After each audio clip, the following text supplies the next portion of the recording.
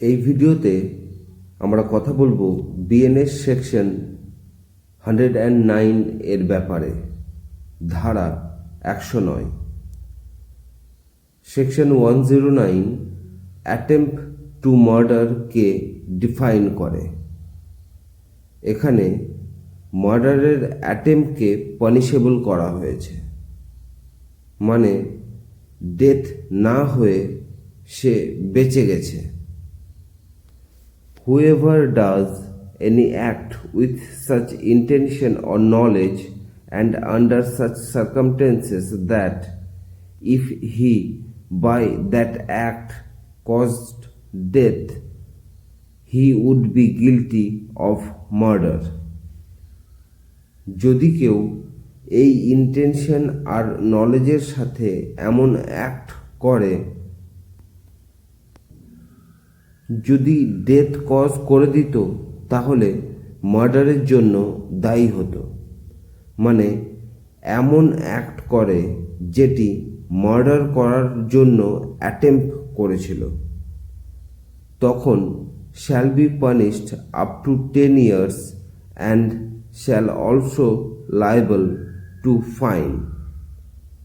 10 বছর পর্যন্ত সাজা এবং ফাইনও হতে পারে। And if hurt is caused to any person by such act, the offender shall be liable either to imprisonment for life or imprisonment up to 10 years and fine. যদি offender attempt করার সময় যার মার্ডার অ্যাটেম্প্ট করতে যাচ্ছিল তাকে heart বা injury cause করে, তখন অফেন্ডারকে যাবজ্জীবন জেল অথবা 10 বছর পর্যন্ত সাজা এবং ফাইনও হতে পারে। ধরুন এ বিকে লক্ষ্য করে গুলি করল, কিন্তু গুলিটি বিকে না লেগে তার পায়ে লাগলো।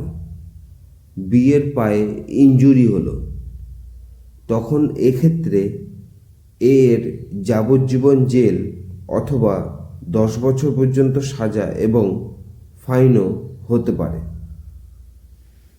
সাবসেকশন 2-তে বলা হয়েছে, if life convict commits attempt to murder, heart caused be punished with death or imprisonment for life. যদি কোনো এমন ব্যক্তি মার্ডার অ্যাটেম্প্ট করে যার অলরেডি যাবজ্জীবন জেলের সাজা চলছে, যদি সেই ব্যক্তি মার্ডার অ্যাটেম্প্ট করতে গিয়ে হার্ট কজ করে দেয়, তার ডেথ বা ফাঁসির সাজা অথবা যাবজ্জীবন জেল হতে পারে। এটি কগনিজেবল অফেন্স, মানে পুলিশ কোনো ওয়ারেন্ট ছাড়াই আরোপি ব্যক্তিকে গ্রেপ্তার করে নিতে পারে। এটি নন বেলেবল। এই কেসের জামিন থানাতে হয় না, আপনাকে কোর্টে বেল অ্যাপ্লিকেশন করতে হবে। এই কেসের ট্রায়াল সেশন কোর্টে চলে। এই ছিল বিএনএস সেকশন 109। আশা করছি বুঝতে পেরেছেন। যদি কোনো কনফিউশন থাকে কমেন্টে জানাবেন। এই চ্যানেলে আমরা বিএনএসের প্রতিটি সেকশন বিস্তারিতভাবে জানব, খুব সহজ ভাষাতে, যেটি আপনি সহজেই বুঝতে পারবেন। তাই চ্যানেল অবশ্যই সাবস্ক্রাইব করে নেবেন। ধন্যবাদ।